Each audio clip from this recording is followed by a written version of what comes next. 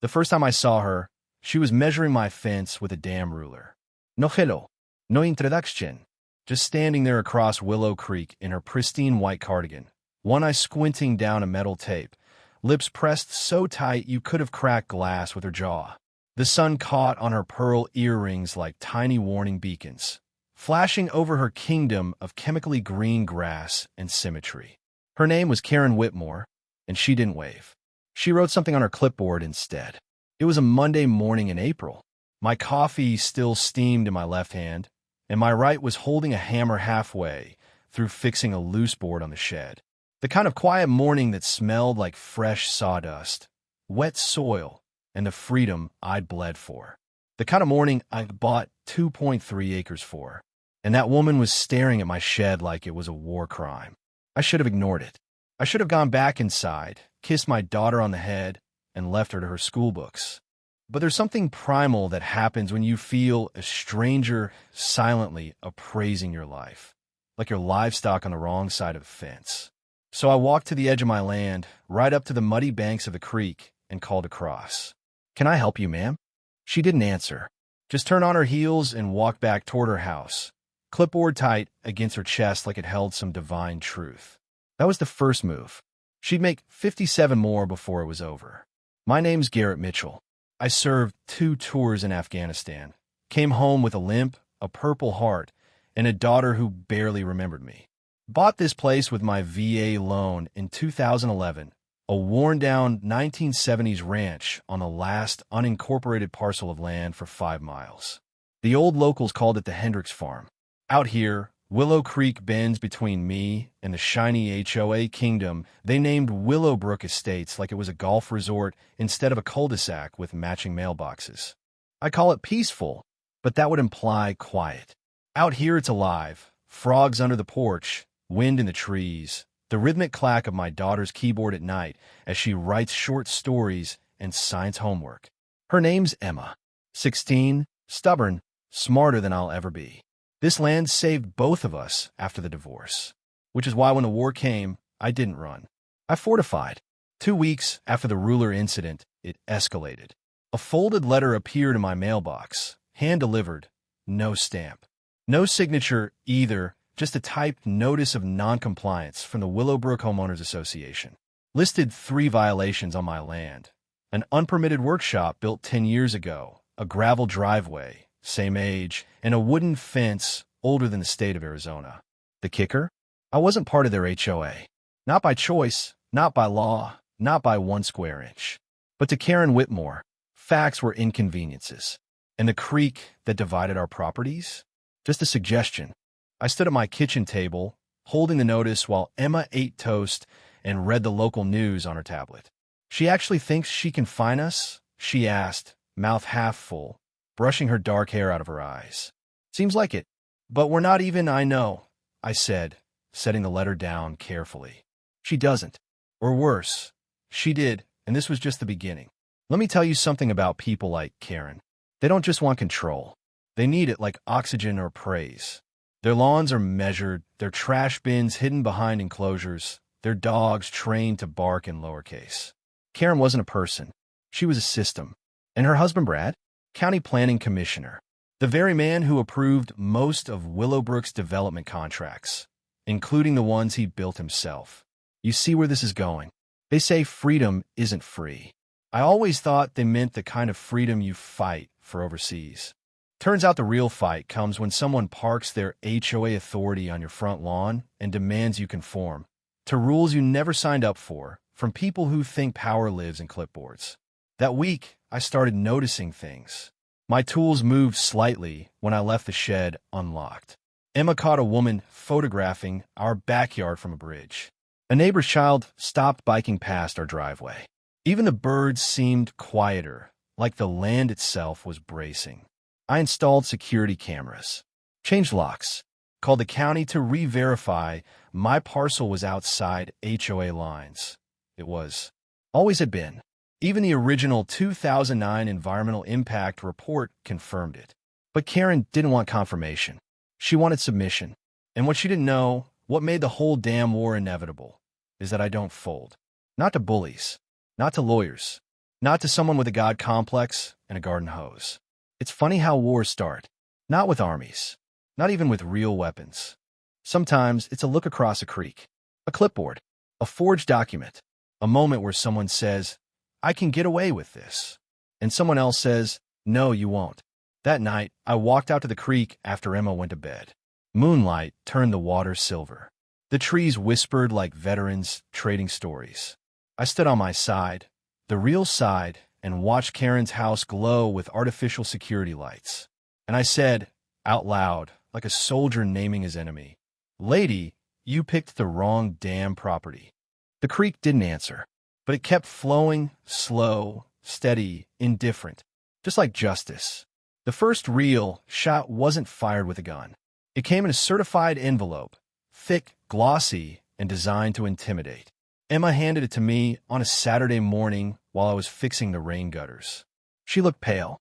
It says, "Urgent legal matter."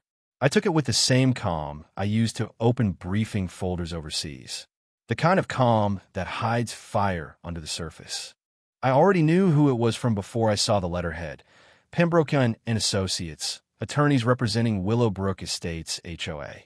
Inside were 4 pages of bureaucratic bile, legal citations, zoning violations, and a demand for immediate compliance.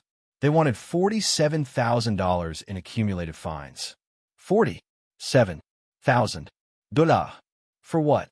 Black small square, non-conforming architectural structures. Black small square, unauthorized gravel driveway. Black small square, unlicensed home business activity. Black small square, adverse impact on community aesthetics. They even added a charge for landscape mismanagement, which I assumed referred to the wildflowers Emma planted last spring. I set the packet down on my workbench. The pine resin on my gloves stuck to the slick paper like nature rejecting its nonsense. Emma read my face. "It's not real, right?" "Oh, it's real," I said. "Just not legal." That's when she crossed her arms and muttered, "This lady's insane." She wasn't wrong. But insane is easy. What Karen was doing, that was calculated. Death by 1,000 paper cuts. Targeting a single dad she thought couldn't afford a war.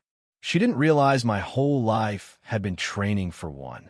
I spent the next week moving like a man preparing a battlefield. First stop, county records office. A patient clerk named Dorothy, gray hair, sharp eyes, no nonsense, helped me pull every scrap of property data tied to my land. I found the original deed, signed in 1970. My parcel was 47 feet outside the legal boundary of Willowbrook Estates.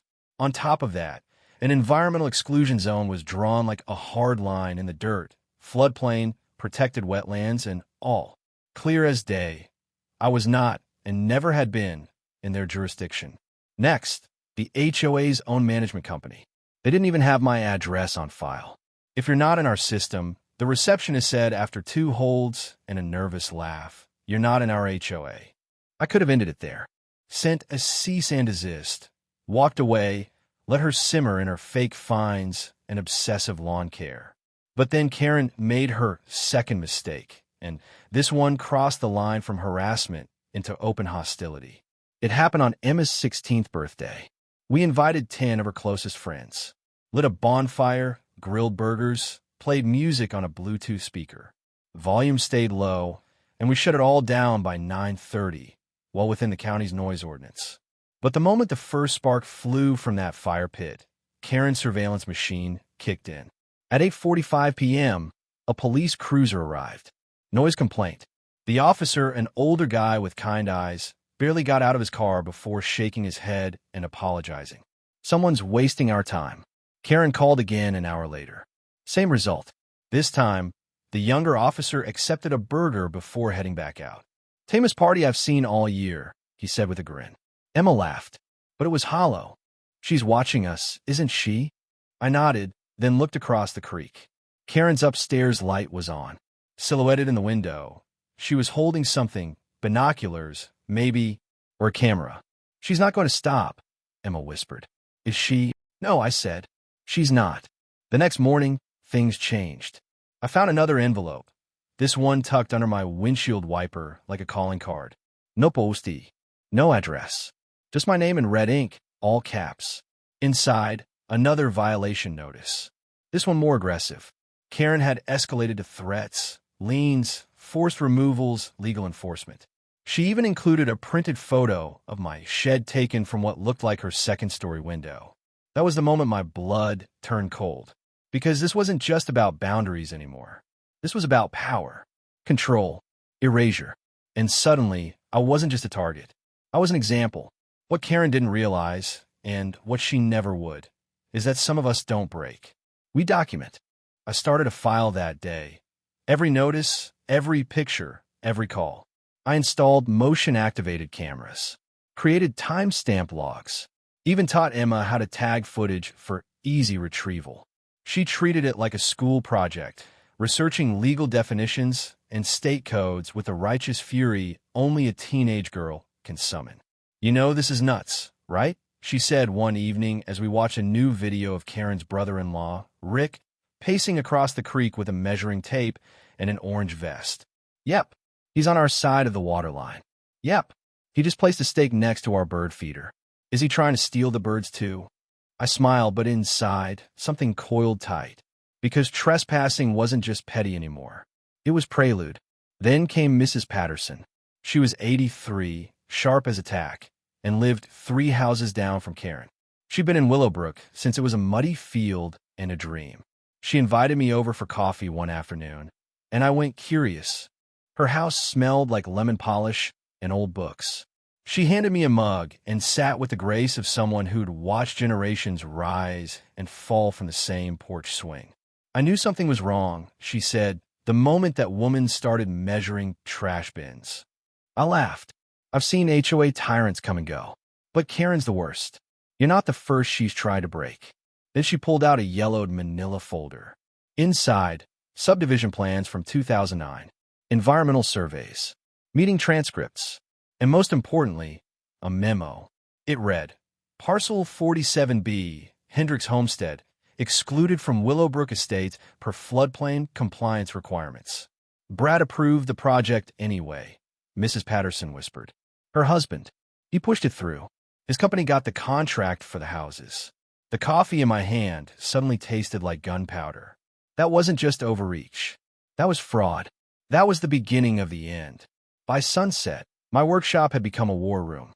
Legal folders stacked like ammo crates. Emails flying.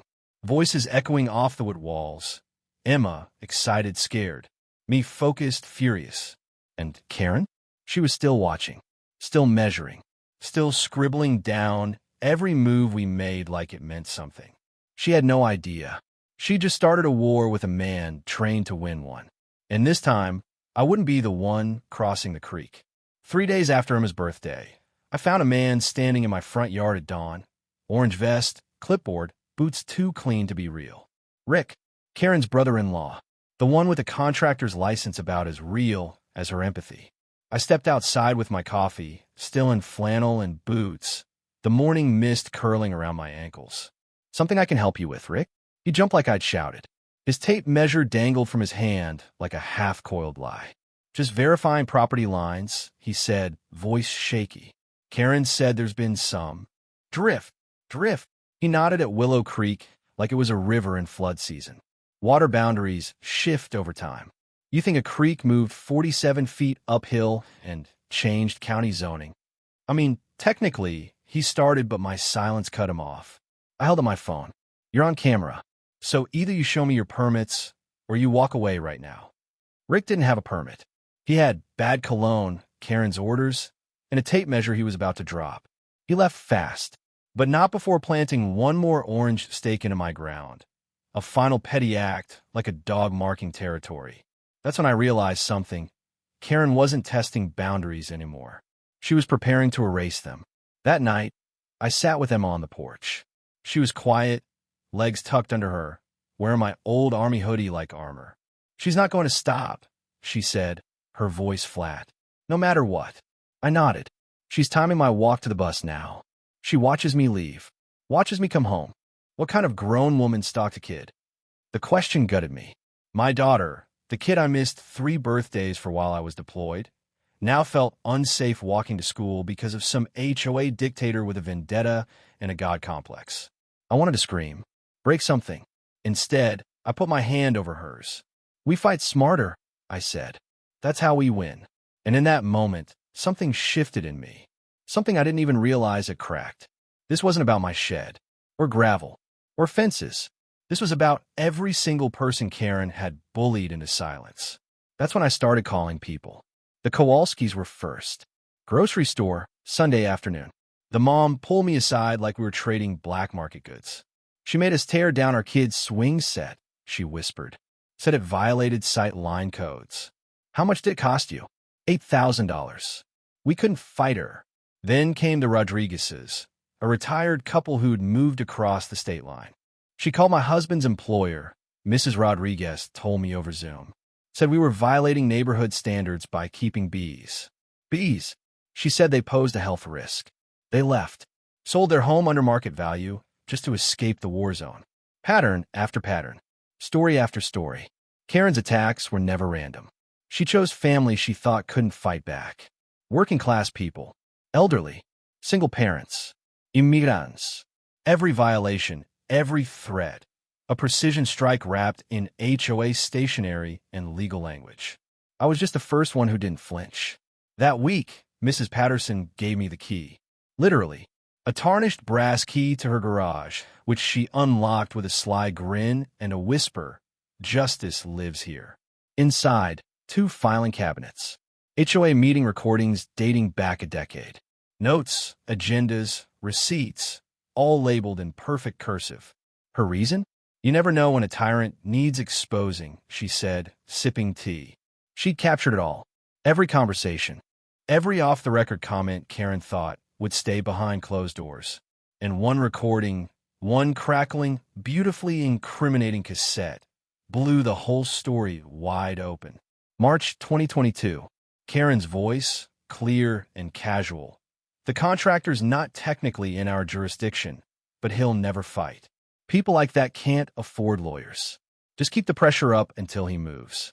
Another tape, June 2022. "Brad says we can't legally include his parcel, but nobody's checking. He's just one guy. One vet with a hammer." Those words hit me harder than any ambush I'd ever walked into. One vet with a hammer? No, ma'am. I was a father with evidence. A soldier with a network.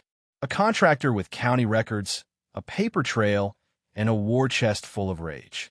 Karen hadn't just messed with the wrong man. She'd exposed herself to everyone she ever screwed over. The real twist came a few days later. Janet Reeves, my lawyer, recommended by a veterans' rights group, sat across from me in her office, flipping through documents like she was skimming an obituary. "You're going to want to see this," she said. Janet's paralegal, a sharp-tongued bulldog named Sarah, had gone down to the courthouse. Real research, not Google searches, and pulled the original HOA incorporation documents for Willowbrook. She pointed at the signature line. "Robert Hendricks," I said, confused. "That's the guy who owned my property before me." "Correct," Janet nodded. "Now look at the date." I did. He'd signed it 6 months after his death. A silence dropped into the room like a weight. "Forged?" I asked. "Without a doubt. The notary stamp's fake too. They'd forged a dead man's consent to pull my land into an HOA it was never meant to join. And they used that to build an empire on top of a lie." My stomach dropped. Then it surged back up with fury. "This isn't just harassment," Janet said, eyes fierce. "This is fraud. Conspiracy. White crimes. If we move right, this doesn't end in court. This ends in indictment." That night, I couldn't sleep. The creek outside gurgled as always, soft, steady, ancient.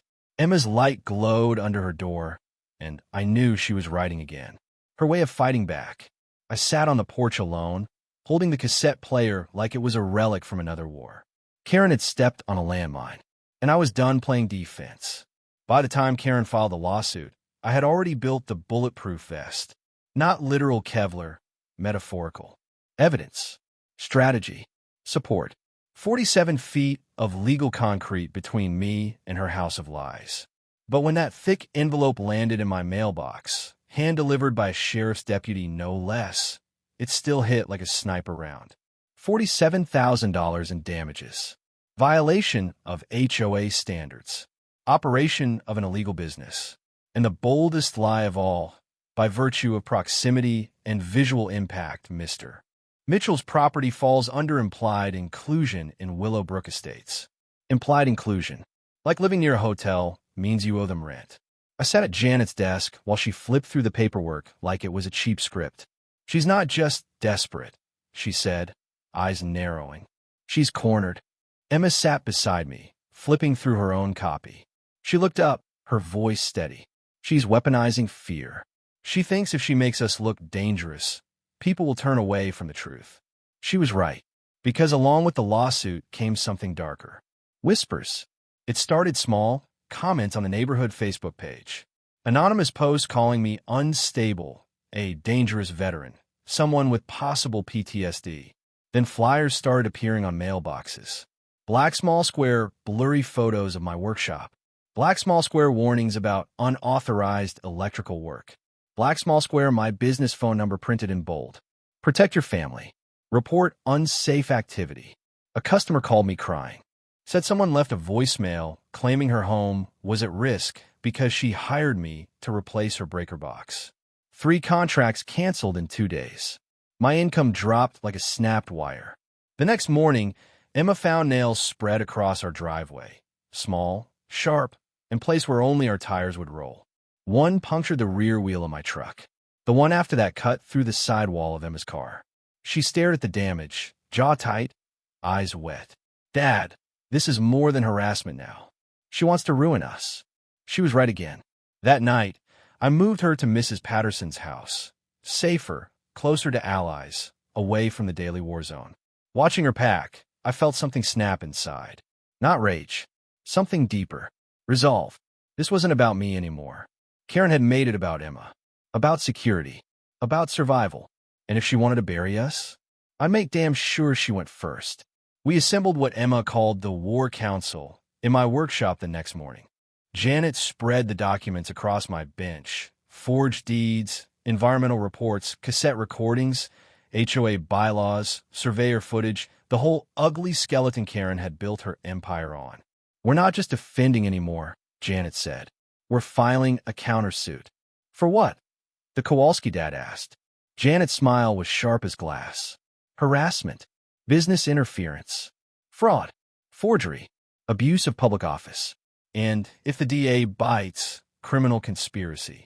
Emma typed notes beside her. Mrs. Patterson poured coffee like it was gasoline on a legal fire. Madison, Emma's best friend, provided updates from the inside. Karen's house was in chaos. Brad was shredding documents in the garage.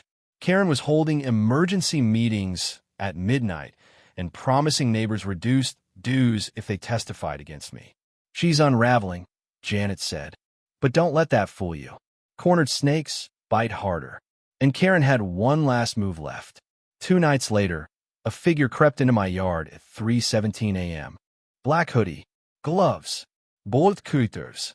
My security camera caught everything. The man crouching beside my main power conduit, severing the line with a quick snap of metal. Sparks flew. The smell of burnt insulation filled the morning air. By the time I got outside, he was already gone, but the footage was clear. His body language, his build. The van parked across the creek. Rick, I sent the file to Janet. She sent it to the sheriff. That afternoon, I filed a trespassing and vandalism report.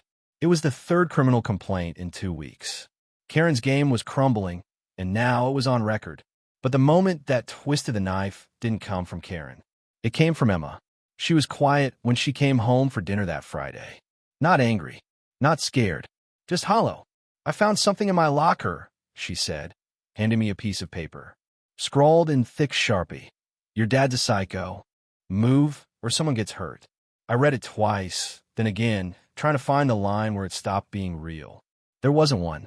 I looked at her, my girl, my fighter, and I saw it in her eyes.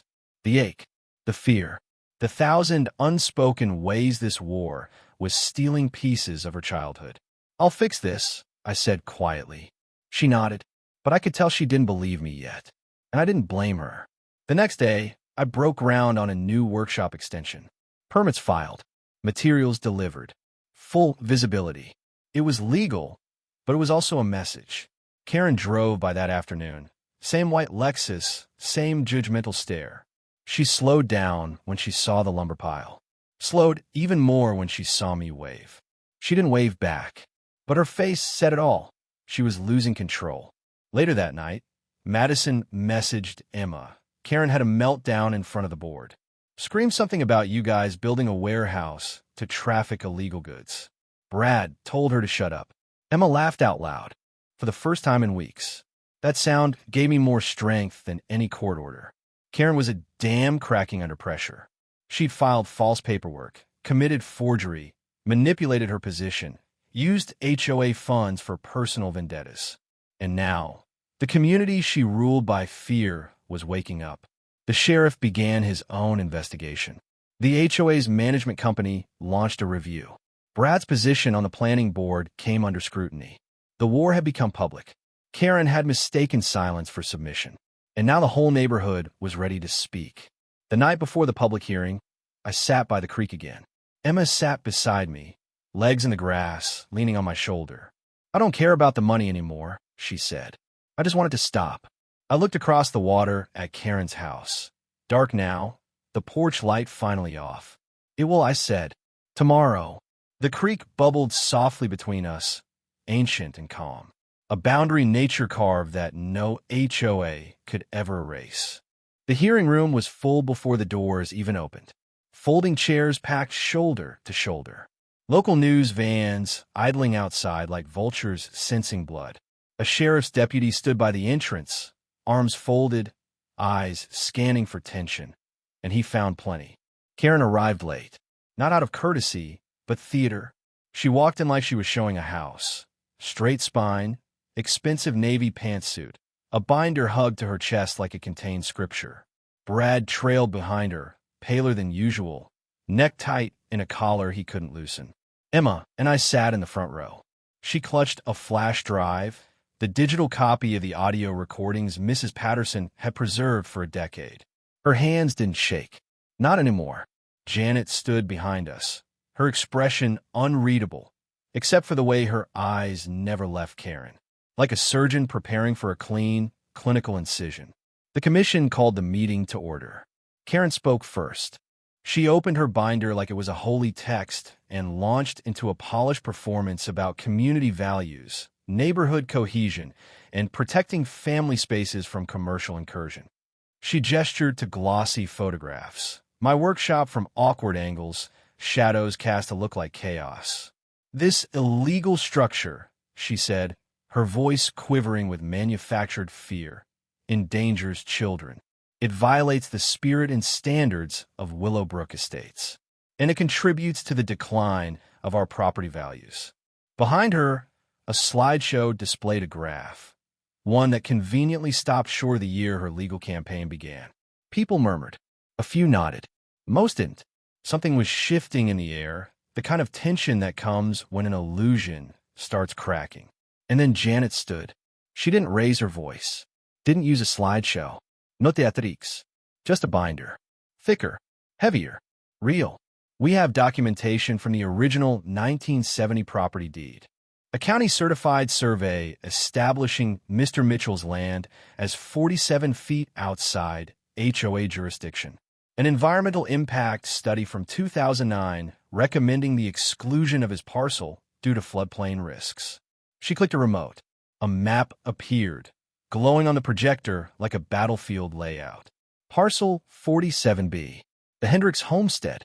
Not only was this property excluded, Janet continued, but the developer of Willowbrook Estates, under the guidance of County Commissioner Brad Whitmore, knowingly approved plans that violated these exclusions. She paused. This isn't just overreach. It's fraud. The room gasped. Then came the recordings.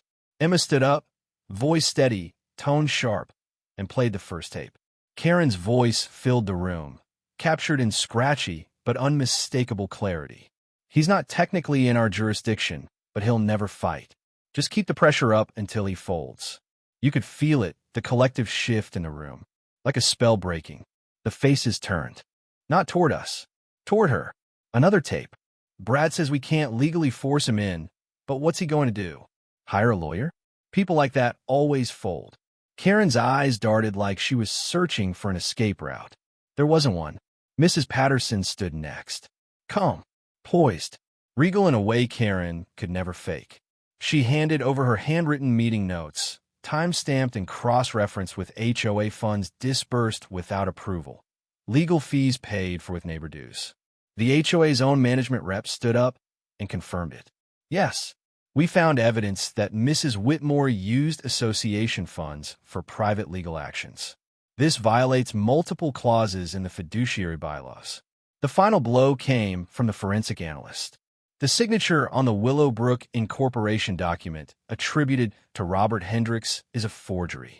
The notary seal is counterfeit. The date postdates Mr. Hendricks' death by 6 months. No dramatics. No speculation. Just fact. After fact. After fact. Karen cracked. Not snapped. Cracked like glass under slow, relentless pressure. They're all lying, she shouted, stepping forward, ignoring the gavel. This is all coordinated. This is a smear campaign from someone with a vendetta.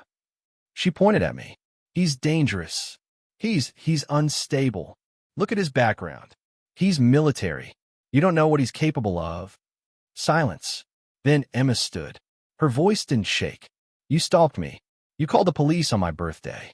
You keyed my car. You cut my father's power line. You posted lies about him. And now you want to act like the victim. She turned to the board. He's the safest person I've ever known. And you all let this go on for 18 months. No one moved. The creek outside could have been roaring, and it still wouldn't have broken the silence.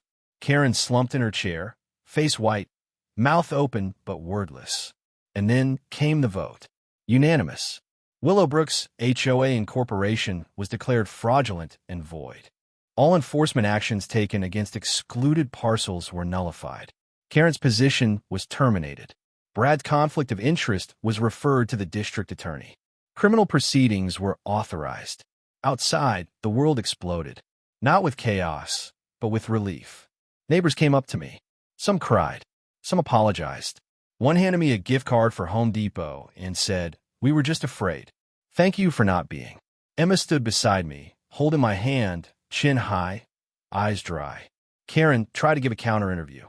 It devolved into rambling accusations about veteran sleeper cells and socialist lawyers funded by Antifa. Channel 7 never aired it. They aired Emma's clip instead. My dad didn't just win for us. He won for everyone too scared to speak. That night, we sat by the creek again. The water shimmered under moonlight. The same creek Karen had tried to use as a weapon. The same creek that never moved an inch. Emma leaned into my shoulder and whispered, "It's over." I didn't answer at first. I just listened to the sound of water over rock, to the chorus of frogs, to the wind running free through the grass, no longer measured. Then I smiled. No, it's just starting. 6 months later, a pair of government vans pulled up outside Karen Whitmore's house. 2 agents stepped out. Suits sharp, clipboard, calm. The kind of calm that only comes when justice arrives with paperwork and a badge. I didn't go outside to watch. Didn't need to. Emma was already at school, presenting a paper titled "The Cost of Silence: How HOAs Use Fear to Maintain Power." Karen? She came out of her house like a falling statue. Stiff, cracked, flanked by 2 officers. Her hair perfect, her expression not. The neighborhood was quiet, not in fear, but in stillness. Watching, remembering, finally releasing. Her charges were public by noon. Black small square fraud. Black small square document forgery. Black small square harassment. Black small square attempted trespass. Black small square criminal conspiracy. Brad was already gone, resigned from his position, his name scrubbed from the county website. He tried to negotiate immunity. Didn't get it. Their empire collapsed like it was made of paper soaked in gasoline. Our countersuit settled quickly after that. The number? Doesn't matter. Let's just say Emma's college options expanded overnight. Community college turned into full scholarships and a legal mentorship in D.C. Her decision, not mine. But it wasn't about the money. It was the apology letter, court-ordered, signed by Karen Whitmore herself. That meant more than all the settlements in the world. It read, "To Mr. Mitchell and Emma, I deeply regret the pain my actions have caused. I acknowledge the harm, the fear, and the disruption inflicted upon your lives. I acted out of arrogance, ignorance, and entitlement. I am sorry. Karen-vous." Printed on plain white paper. No watermark, no seal, no clipboard, just black ink and a name. Finally powerless. The neighborhood changed. The HOA was dissolved entirely, replaced by a voluntary neighbors' council chaired by none other than Mrs. Patterson. Her first act? No finis, no fear, just fences mended, literally and otherwise. She held the first community potluck in her backyard. We grilled hot dogs next to the Rodriguez family, whose bee boxes were finally buzzing again. The Kowalskis helped repaint the park fence, and Emma led a group of kids in planting a wildflower patch where Karen once demanded monochrome lawn edging. The irony? The property values went up, not because of aesthetic conformity, but because of authentic community. Turns out buyers prefer places where people actually like living. My workshop became something new, a hub, a gathering place, part contractor's den, part community center. We hosted weekend classes, basic home repair, electrical safety, even DIY fencing workshops. Veterans came, teens came, folks who once felt powerless came. Emma gave a talk once, how to document injustice without losing your mind. The sheriff showed up to thank us for reducing civil complaints in the area by 70%. Funny how that works. The creek stayed the same. Its current still cut through stone and time like it always had. But something about it felt different now. Maybe it was just me. Where Karen once tried to use it to redraw lines and claim ownership, I came to see it for what it truly was, a reminder that some boundaries aren't meant to be crossed. And some wars, the quiet ones, the slow-burning ones, matter more than the loud ones you fight in deserts far away. One afternoon, Emma found an old survey stake in the woods behind our fence. Orange-tipped, rusted. She held it up like a relic. "Think we should keep it?" "No," I said, smiling. "Let the creek have it." She threw it into the water. It bobbed once, then sank, swallowed like the lie it had always been. The final hearing brought closure. Karen pleaded guilty, accepted probation, fines, and mandatory community service, which included cleaning trash along Willow Creek under the supervision of a woman she once called a nosy old gossip. Mrs. Patterson made cookies for the crew that day. Emma handed out bottled water. Karen never looked at either of them. Her house. Sold. The new owners planted native trees and installed a bench facing the water. Sometimes I sit there too, not in victory, but in stillness. Because after everything, that's what peace feels like. A few weeks later, a letter arrived. No stamp, just hand-delivered. This one was different. Inside was a flyer. The Willowbrook Creek Scholarship Fund for students pursuing conservation, law, or community advocacy, fully funded by leftover settlement money and a few anonymous donors. Emma grinned. "That one's going to Ripple." Final tally? Black Small Square, 1 HOA dissolved. Black Small Square, 1 community rebuilt. Black Small Square, 1 bully removed. Black Small Square, and 1 teenage girl who learned that the law can be a weapon and a shield. But my favorite part? The laughter. It came back. Emma's. The neighbors. The kids building rope swings from trees that were once trimmed to death for symmetry. The sound of joy where silence used to live. So now, when people ask me what I did during the war, I don't talk about the one overseas. I talk about the one with clipboards and cold smiles and rulers measuring grass. And how sometimes the smallest boundary, a creek, can hold back an empire, if you give enough time. The water still runs between us, same as it always did. Only now, it carries stories instead of fear. And every time I hear it, I remember justice doesn't always roar. Sometimes it flows.